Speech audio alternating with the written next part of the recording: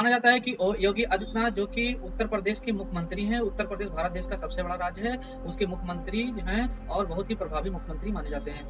भारत देश में उत्तर प्रदेश में विधानसभा की सबसे ज़्यादा सीटें हैं और लोकसभा, राज्यसभा की भी सबसे ज़्यादा सीटें हैं। योगी आदित्यनाथ उसके 2 टर्म से मुख्यमंत्री रह चुके हैं, दूसरा टर्म चल रहा है उनका और उनका राज्य सबको बहुत पसंद आ रहा है। वो अपने बुलडोज़र पॉलिटिक्स के लिए भी जाने जाते हैं। माना जाता है कि वो बहुत ही त्वरित एक्शन लेते हैं और गुंडा माफियाओं का राज को खत्म कर रहे हैं, एक अच्छा शासन ला रहे हैं प्रदेश में।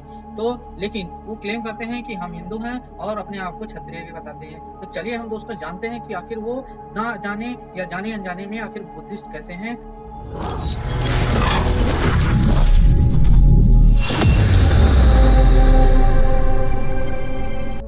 नमस्कार दोस्तों, सबसे पहले बुद्धिस्ट कैसे हैं उससे पहले जानते हैं बुद्धिज्म का स्टार्ट कैसे हुआ। 564 बीसी में आप जाइए बैक टू सेंचुरी, यानी कि 1 एडी जब आप देखेंगे 1 एडी के पास तो जीसस का जन्म हुआ। जीसस के जन्म से 500 साल पहले 564 बीसी में जाएंगे तो देखेंगे कि बुद्ध जी का जन्म हुआ।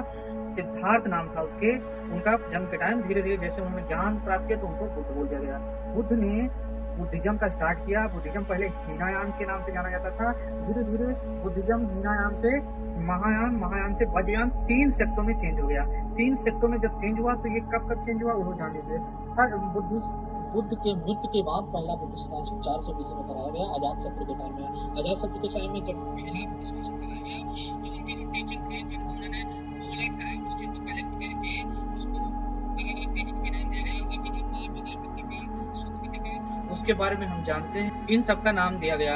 उसके बाद आती है सेकेंड काउंसिल, जहाँ पे दो सेक्ट निकल रहे थे, महायाना हीनायाना। उनके डिस्प्यूट को सॉल्व करने के लिए, उनके बीच जो कॉन्ट्राडिक्शन था सॉल्व करने के लिए ये काउंसिल की गई और चीजों को डिस्कस किया गया। तीसरी काउंसिल माना जाता है कि अशोका के टाइम में हुआ था, जो कि सम्राट अशोका हैं, जिनके शिलालेख आज भी बहुत सारे राज्यों में, अफगानिस्तान, बिहार। तो सम्राट अशोका के बाद आप आएंगे 4th बुद्धिस्ट काउंसिल, जो कि कनिष्क महाराजा कनिष्क के टाइम में हुआ था। कनिष्क एक महाराजा, कनिष्क जो है बहुत प्रभावी राजा थे, जो सिल्क रोड को भी कंट्रोल करते थे।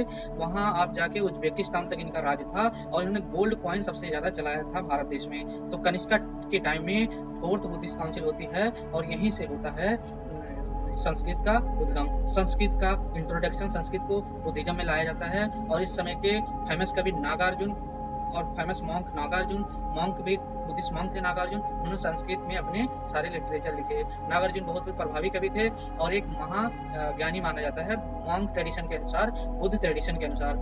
अब इस नागार्जुन के बाद आप देखेंगे यहाँ से वज्रयान का भी प्रभाव बुद्धिज्म में पड़ने लगा और वज्रयान सेक्ट का भी उद्गम माना जाता है या 1 एडी के आसपास बुद्धिज्म में। वज्रयान जैसे जैसे आगे बढ़ा 84 सिद्धा जिसमें पाए जाते हैं, जिन्होंने सिद्धा सिद्ध किया, वज्रयान को सिद्ध किया। वज्रयान में तंत्र विद्या, योग साधना, इन सब की कार्यक्रम किया जाता है, इन सबको माना जाता है, ये सब किया जाता है, ये सब पूजा पाठ इनको अपनाया जाता है। तंत्र विद्या, योग साधना ये सब किया जाता है। माना जाता है कि तंत्र विद्या और योग साधना से ही मुक्ति मिल सकती है। तो जो इसको फॉलो करता है वो अपने आप को तंत्र विद्या, योग साधना में सिद्ध करता है, इसलिए इनका नाम सिद्धा है। सिद्ध करके निर्वाण प्राप्त करता है। निर्वाण प्राप्त करने से पहले ये लोग दूसरे को सहायता करते हैं निर्वाण प्राप्त करने में। ये लोग इनलाइट हो जाते हैं लेकिन दुनिया छोड़ते नहीं है और अब दूसरे लोगों को मदद करते हैं, यही परंपरा है।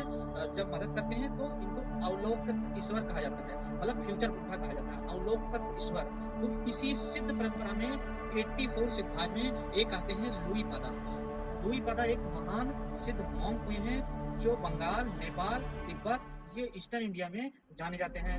लुई पादा माना जाता है कि राजा के पुत्र थे जो अपने घर से भाग गए थे और बोध गया और अपनी जगह में भ्रमण करने के बाद इनको ज्ञान प्राप्त हुआ।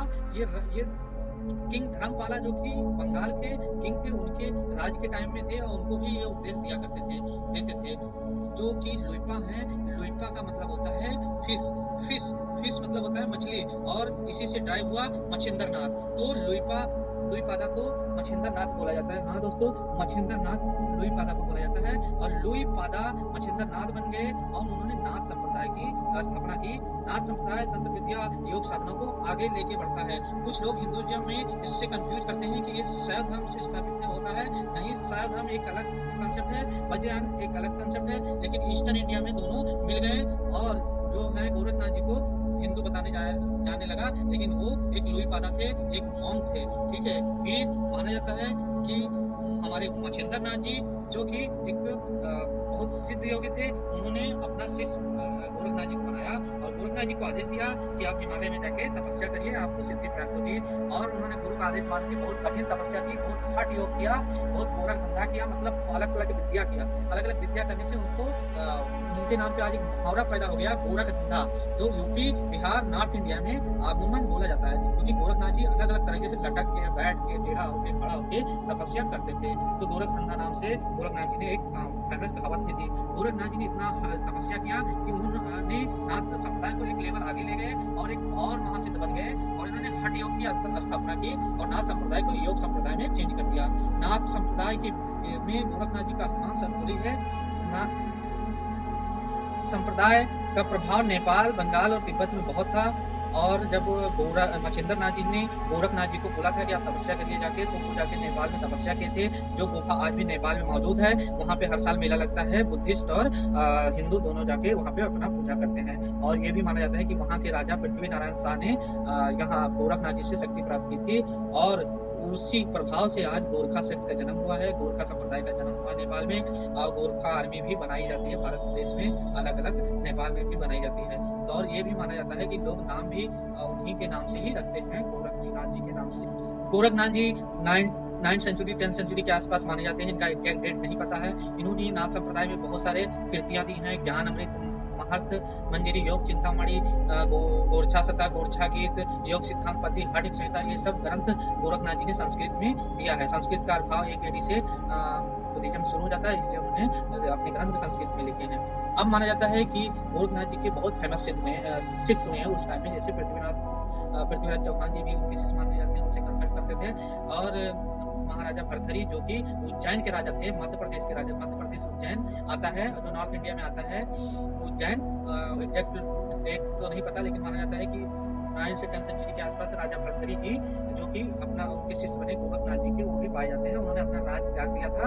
राज त्याग करके विक्रमादित्य, जो इनके भाई थे, राजा विक्रमादित्य, वही जो फेमस विक्रमादित्य राजा, उन्हीं के भाई थे, और उन्होंने राज त्याग करके हठ योग किया था और इनके शिष्य बन गए थे और योगी बन गए थे। तो उसके बाद उन्होंने नाथ संप्रदाय को आगे बढ़ाया राजा भर्तृहरि। राजा भर्तृहरि के बाद आते हैं नागनाथ जी, चरपतनाथ जी, देवानाथ जी, और फिर आते हैं करीमनाथ जी, जलंधरनाथ जी, कृष्णनाथ जी, और उसके बाद आते हैं बालकनाथ जी, उसके बाद गोगानाथ जी, रामदेव, साई देव, फिर 1894 में आते हैं दिग्विजयनाथ जी।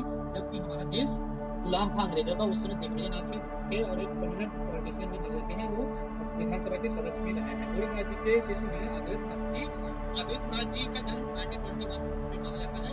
ये वही अद्वैतनाथ जी हैं, ये वही आदित्यनाथ जी हैं जिनके शिष्य हैं योगी आदित्यनाथ जी। योगी आदित्यनाथ जी का जन्म 1972 में हुआ, और ये अभी प्रेजेंट टाइम में हमारे उत्तर प्रदेश, प्यारे राज्य उत्तर प्रदेश के मुख्यमंत्री हैं।